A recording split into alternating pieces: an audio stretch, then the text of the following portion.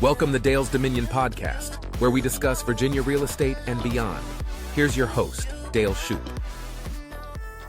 Welcome to Dale's Dominion, Virginia real estate and beyond, where we dive deep into the world of real estate and title insurance. And if we have time, we might talk about money and motivation, cars and coffee, or maybe even burgers and bourbon. I'm your host, Dale Shoup. Today, my guest is Albert Vargas, who brings over 30 years experience in the insurance and financial services industry. From his early career at Merrill Lynch to his entrepreneurial journey as an insurance broker, Albert's story is one of resilience, leadership, and community service.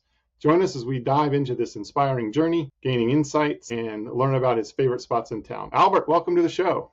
Good morning, sir. How are you today? I'm doing great, thanks. How about you? Not bad for Friday. So you've had a pretty remarkable career spanning over 30 years in insurance and financial services. Can you share maybe some key moments and decisions that shaped your professional journey?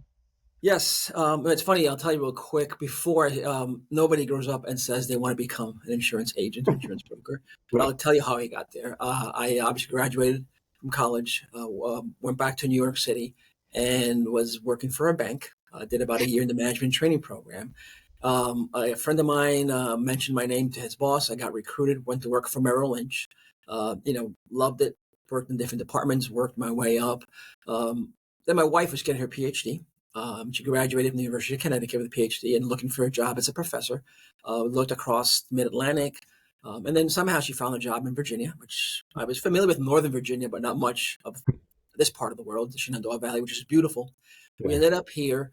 And then I was looking for a job. My boss thought I was crazy. You're leaving this great job in New York City. Why are you doing this? And I started working for Anthem Blue Cross Blue Shield. Did that for about a year again. And then I found an opportunity with Allstate Insurance. Allstate, large company. They took me in as an underwriter. I enjoyed that. And that was the start of my insurance career. From there, obviously, I transitioned to other roles. All the way from a corporate role to owning your own agency and then becoming a broker. So that's kind of a significant step. What inspired those changes? What were some of the biggest challenges you faced? That's a great question. So when I worked for Allstate, obviously as an underwriter, then I became a sales manager. I was an employee of Allstate Corporation for many years. Really enjoyed that. As time went by, I wanted to try something else. And I had worked with agents and I saw their lifestyle. I saw what they did, and I felt that was very much more in focus with the customer. And I went ahead and I bought an insurance agency. And that's how I transitioned from the corporate world to the, agent world. I found it challenging. It's easy to tell somebody what to do when you're not in that role. But when I got into the meat of the matter and I was actually the person in charge of my agency, I learned a lot. And a lot of resiliency. You have to really take every day as it comes to you. I just realized that this is what I want to do after about 6 months. It took me a while to realize, is this really what I want to do? And then I did Allstate for, again, about 10 years as an agency owner. The opportunity came up to become a broker. And brokers, as you probably know, we have more options. When I was with Allstate, I only had one option. It was a great company. As a broker, I have 20 different home insurance companies. So I have more options for my customers, which is what customers want. And that led me to realizing that I needed to jump into the broker world. Oh, cool. So back when you were at Allstate, though, you were in management too. So what kind of leadership principles or strategies did you find effective in your role? I learned something quickly from one of my first managers. And one of the things he said is, in the course of your Allstate career, or any career, you're going to have numerous managers. And some will be great, some are not going to be so great, but everybody has something you can learn something from. Yeah. And that's one of the things that I gathered. I said, you know what, whoever I'm working with, they're there for a certain reason. What can I get from this person, obviously, to help myself? And from that point in time, every time I work with anybody, whether it's in a management role, whether it's in any role, everybody has something to offer. And I want to learn from them, what is their best skill and how can I apply that skill to myself? So that's the first thing I took. And then I learned, obviously, that teamwork. I mean, we all want to do things ourselves. And sometimes I am stubborn that way. I want to do it myself. But I realized you can't do that. You need to rely on people on your team. Some of them are experts and are better at That's something that I can do. But that is a hard part. A lesson in life is you have to trust people that are working for you. And once you do that, your whole life changes. Yeah, for sure. So, what about young folks that want to get into this industry, that want to maybe own their own agency or become a broker? Do you have advice for them as far as getting started?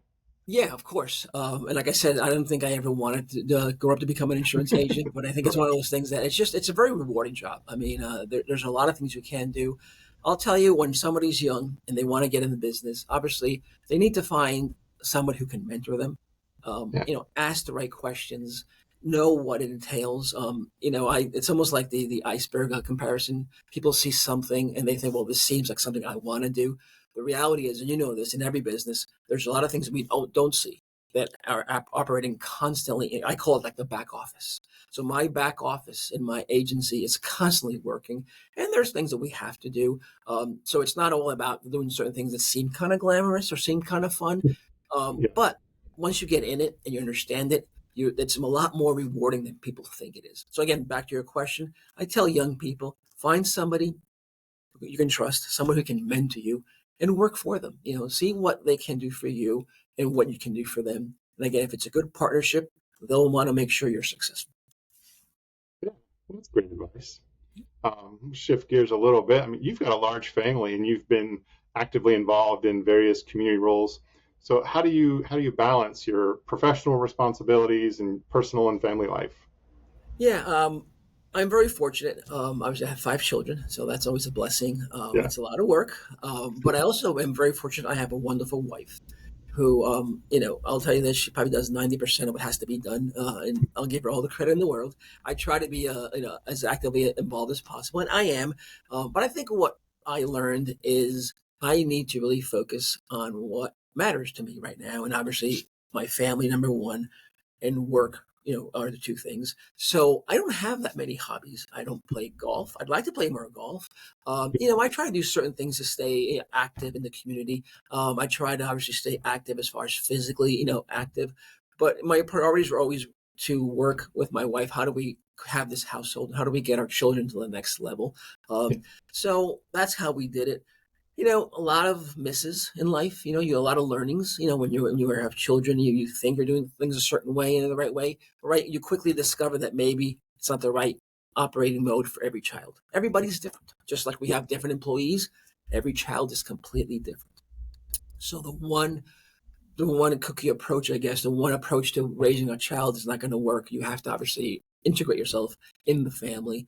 And that is a wonderful thing because as you start seeing them develop and they get older, you start seeing the different personalities. And that to me is awesome. They're still come from the same from the same genetic pool, I guess, but they all are different personalities. And to me, I love that. And so, yeah, we have been able to, I guess, work together as a partnership, obviously, as a husband and wife, and it makes a big difference. yeah. Well, you also spend some time on some nonprofit boards and officer of election, a couple other roles. So talk about that community involvement a little bit. Yeah, so again, I wanted to find a way to give back to my community. Yeah, I think it's a crucial piece. I think we're all very fortunate to have opportunities to do that.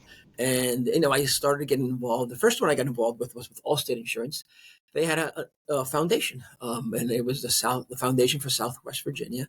We were able to give grants out to the local community. Not large grants, but significant grants that made a difference in people's lives. And once I started seeing that, I'm like, you know what? We need to find a way to do more of this. So we kind of grew our foundation locally. Eventually got merged into the larger Capital Region Foundation, which encompassed 5 states. And I stepped away from that. But to me, that was the first opening. And like, you know what? How can we help people in our community yeah, beyond obviously insurance? And that yeah, is what got me involved in other community boards. So I basically, my kids played sports. I said, well, what a great way. What can I do? We started a soccer travel soccer team, in a small one, and I was on that board. Did that for many many years. And the great thing about that is now it's associated with the Charlottesville team, the Soka, I guess Saka is what they're called. yeah, So they actually merged with them. And to me, again, it's a successful story because you need scale. we did our great job, but you need scale to be able to be successful. And when they came in, and we're still separate, yet we operate under their umbrella. To me, that was a significant achievement. And how do we get our small community to really grow into this soccer mindset? Soccer obviously is a great sport, and we did that for many years. And now it's, like I said, it's grown into its own entity, and it's been taken over by somebody else. I really found joy in being able to see kids develop. Obviously, now that I'm older, I saw kids start, at 5, 6, 7 years old, and then they see them through high school, and some played in college. I'm not saying we had a significant role in that, but we had a good role in getting them excited and meeting the right coaches. So to me, that was really interesting. Once I got off that board, I said, well, let me help coaching. And I started coaching soccer. I played soccer all my life, so let me see, I can give back to the community. I got licensed with the United States Soccer Federation, took some classes and got a license. It allowed me to work with different clubs. Really enjoyed that, did it for many years. And then I felt like the next iteration in my life as a soccer person was to referee. Let me give back to the community again by refereeing. It showed me a lot of what a referee has to do, as far as how they have to be neutral. So I learned to be able to work with teams. I went ahead and I got licensed again with the Virginia High School League, and currently I ref games, Harrisonburg, Stenton, up and down the Shenandoah Valley. Really, really enjoy it. Everybody who goes to any sporting event should somehow find a way to understand why a referee does what he does or what she does. It's a difficult job. It's easy to sit in the stands. It's easy to sit by the TV and say, you know what, he or she missed that call. The reality is it's going really, really fast, and you do your best. And we never want to make a mistake, obviously, but we're only human beings. But I do hope that people can understand that referees are crucial, and we need to find a way to make sure they're appreciated. Yeah, thank you for sharing that. It's important. So in those roles as a referee and as a coach, you probably learning a lot about teamwork and leadership. So anything there you translate from soccer into the business world? Yeah, I mean, that's a great question. I think what I learned, I'll tell you, kind of back way into that, is one of my managers at Allstate. We worked. We had maybe about 8 members on our team. He was my manager, and there were 8 of us under him. We loved working for him because he was a true leader in the sense that he communicated with us. He looked at us like his team members. We're not his employees. And he raised us to a higher level, trusted us, gave us the right tools, and let us learn. And I took the same approach when it comes to coaching. You have to be a good leader. You have to communicate, but you have to trust your players. You have to trust what's around you. You can't micromanage everything. And obviously, you have to go back to the drawing board and see what happened. There was a book called Flawless Execution. It's a book that is written by an officer who was in the armed force, I believe, in the Air Force, maybe in the Navy. And we took this book when I was working for my manager, and we kind of dissected it. And it allowed us to see, what do we need to do to be successful? But one of the key things that they do, obviously, and when you have a mission in the Air Force, is they go back and they debrief what went well, what didn't go well. And to me, ever since we read this book and we went on this retreat with my manager, I take that approach. I always like to debrief. And the concept is applied to soccer refereeing too. When we finish a game, obviously we all talk to each other after the game, the referees, and then we also, the good and the bad.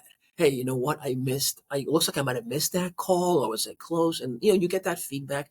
Most of the time you haven't missed a call. It's just that you had a different angle. So my point is, I used a lot of this flawless execution, not just in the business world, but in my approach to other things that I do. So the point is, you have a mission, you complete that mission, and then you go back and you review the mission again. What happened? You debrief, and then you learn. If you do that consistently, you're going to find yourself always escalating, and moving up in your level of execution. Again, we're never going to be perfect, but we have to get to a certain point in life where things are kind of flawless, I guess, and to use the title of the book. You're the second person to recommend that book to me in the last couple of weeks, so I'm going to have to go get it. Yeah, it's been a while. And you're right. And it's funny, when I thought about it, I realized, I probably need to open it again. One of the things I do personally is I love to read. And I Hmm. shouldn't say read, I love to listen to books. I mean, Yeah. I had a commute for about an hour for a while, and I love to listen to books. Yeah. And I think I need to put that book back on my list because, the first time you get something out of it, second and third, you get even more out of it. So Sure. it's a good idea, Dale. Yeah. The last person that recommended it to me had it open, and it was, I mean, pages were marked and written on and Yeah. sticky notes, so you could tell it was something she really worked through. So yeah, Yeah, it's yeah, good. good. Um, yeah. So you were born in Colombia, but you grew up here in the U.S. So you kind of have a multicultural background. How does that influence Yeah. your approach to So business I'll and tell you real people? quick. Yeah, I was born in Colombia. I came here when I was 2 years old. My dad had a good job in Colombia, but he was always very curious, and he came to the U.S. Spent a couple of years by himself here, found an opportunity, and then obviously I was 2 or 3 years old, and then we all came. Well, I came with my sister. We moved to New York City. Loved it. He kept moving up the ladder, and he was always a middle class kind of upbringing, but always had we always had what we needed. Yeah. And to me, being in New York City, especially as such a multicultural place, one of the things I learned, especially when I got to Merrill Lynch at New York City, is we came from all different backgrounds to this big trading floor, big office at Merrill Lynch. There were people from all kinds of walks of life, from different countries, different backgrounds, and we all came together and we did a fabulous job. Now, I'm not saying everybody in that office was my friend, but I learned to work with people from other cultures. I learned to understand people from other cultures. To me, that was a big thing. And I think, again, it's part of what we all need to do is learn to understand other people. If we can understand why you think a certain way, if I can understand why you think a certain way, to me, it opens up a lot. Why does Dale think these things? I'm not saying we're going to agree, Dale, but at Right. least I know your approach to why you're thinking that way. And if I can do that and get the why, I can really understand what you're doing. Yeah. Makes a big difference. And so going back to growing up in New York City, I think it was wonderful. A lot of opportunities, a lot of culture. But now looking back, I love being here. Yeah. There isn't obviously the level of culture is different here, but at the same time, I do see a lot of people, especially with the universities, bringing a lot of students, a lot of professors coming to the Harrisonburg area, and you know what? It's a great place to live. I mean, there's just a lot of diversity that I see. I love that. I think we all need to appreciate each other as human beings. We need to learn to understand each other again. We need to really know who we are. Once we get that, I think the world will be a much better place. Yeah, that's solid. Thank you for sharing that. So over this 30-year career from financial services to insurance industry, I mean, both of those industries have really changed a lot, have evolved a lot over the years. So what sort of changes have you seen, and how does that impact your work? So I started when the computers were basically brand new to a certain extent, Hmm. and the biggest change I'm seeing is technology. I mean, I think Yeah. it's amazing for everything that we do. Everything we had to wait for results. For many times you did a trade and it was some paper trades and you waited to see when it came back. Now it's instantaneous. I mean, before you Yeah. even hit the button, you probably know what's going to happen. To me, that's been the biggest change is technology. When it comes to insurance, even insurance rating. So you're going to buy a house and you want an insurance quote. Yeah. Okay. Well, 20 years ago, I could give you a quote basically just because I knew you're buying a house in Harrisonburg. It's 3,000 square feet. It's in this neighborhood. Some certain attributes. I give you an idea. Hey, you want the ballpark? It's going to be X amount of dollars, right? Okay, sounds good. You come to me right now. You give me all those parameters. I have no idea what your quote's going to be because there are a lot of other factors that come into play due to technology. We have access to so much more data than we ever had before. So now you're actually going to get probably a better rate because now we're actually going to look at you specifically as much as we can, as opposed to just the law of large numbers. I mean, insurance is always going to be the law of large numbers, right? That's how Yeah. insurance works. We're always going to use that. But now we can actually pinpoint that you and I are neighbors and you are a different type of risk, a better risk than I am. Therefore, you should pay less for your insurance than I do. We might be the same house, same cars. There's something about our risk profile that makes Dale a better candidate, and Dale's going to get a better rate. So that to me has been a huge, huge change is the technology piece. Yeah. And I see that accelerating. It's to the point that we get more and more data. Now, one thing that has not changed is the need for a professional. In your business and my business, we need professionals. Yeah, of course, you might say I can get a quote online. Yeah, you could. But I have seen so many instances of people coming to me with their quote, and I'm like, this is not for you. This is not what you need. You are a professional. You have two children, you have two cars, you have a secondary home. You need better coverage than this. And that's when I sit with my customers, and we do an analysis. What is it that you need and Yeah. why you need it? Because price does matter, but before anything else, coverage is what matters. And what Sure. I do as a broker is I have to marry those two concepts. You don't want to pay more than you have to. Why would you, right? Nobody wants to. But at Right. the same time, you don't want cheap insurance, right? Insurance is something that's really important. A long time ago, the CEO of Allstate, we were in a meeting and he said, talking about insurance, we all joked about insurance. He said, insurance is what makes the world go round. So I was younger. I'm like, what is he talking about? Yeah. But now I get it. To a certain extent, everything that you and I do every day in our businesses, in our personal life, insurance is involved. If I want to open up a furniture store, I have to get insurance. I Hmm. of course have to buy the furniture, I have to get the lease and all that, but I have to have insurance. And many times I won't be able to do a lot of things without that piece of paper making a promise. If something happens, I have a backing. So again, my point is, well, you need to have a professional working with you. So yeah, things are always going to evolve, and I'm going to have the ability to give you better options as technology gives me better options. But your job is to let the professional do the work that they're trained to do. Yeah. And to me, that's been the biggest piece that I see right now.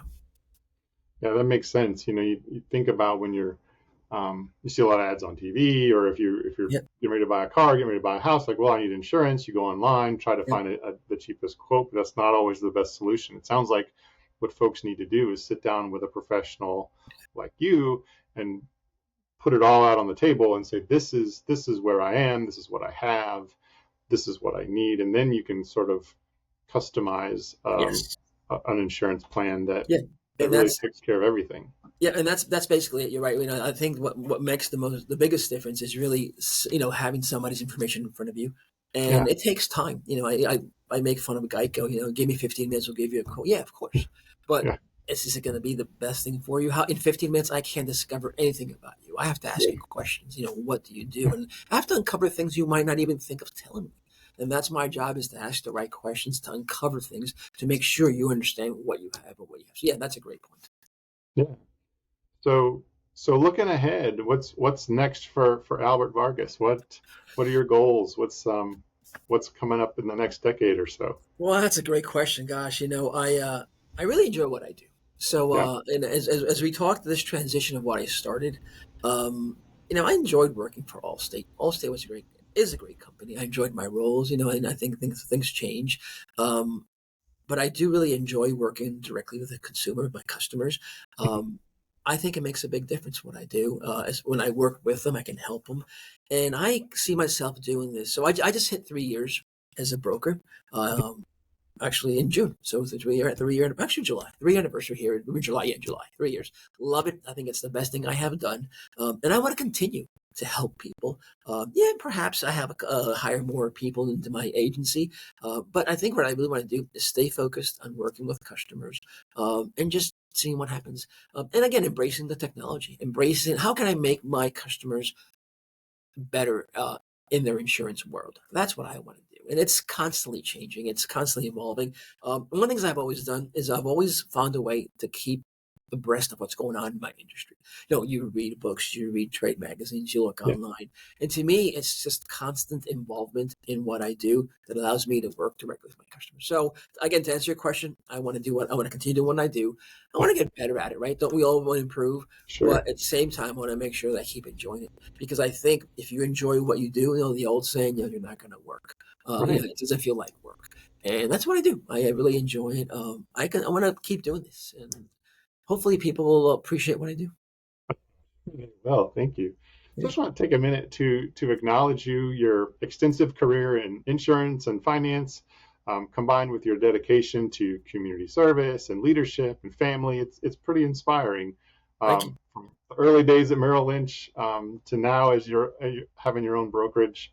Um, resilience and adaptability and commitment to excellence just sort of paved the way to get you to where you are, and your contributions to community through all your various roles and boards in the soccer world have made a positive impact. So thank you for that and for sharing about that with us today. Yeah, I will tell you one thing we didn't talk about much, but I do want to share with you is my role as the officer of election.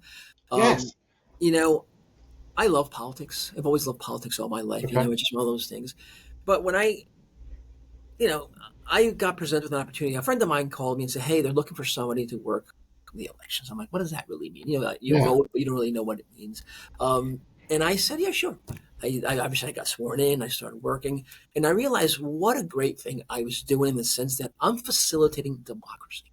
To me, it's not whether you're Republican, Democrat, whether you're independent. It's about helping people vote, and that has been the biggest thing to me. I became obviously born in Colombia. I wasn't a citizen. I became a U.S. citizen, a long time ago.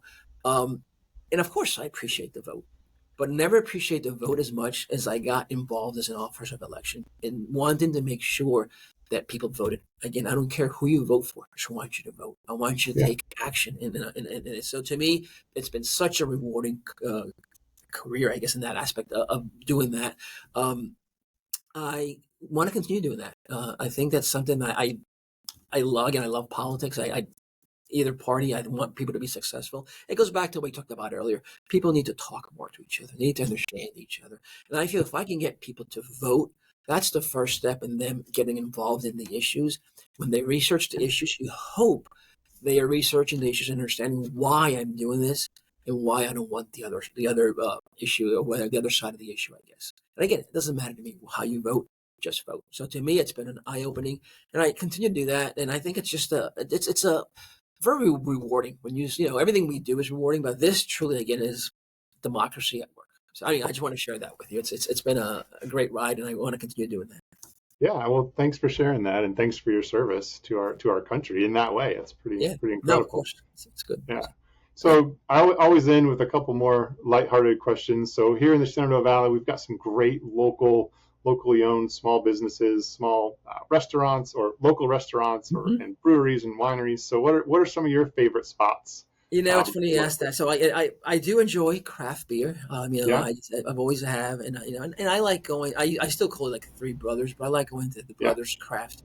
I like that. It's got everything. When you enjoy beer, where else would you want to go but to a brewery, right? So I really enjoy going there. It's just a nice atmosphere.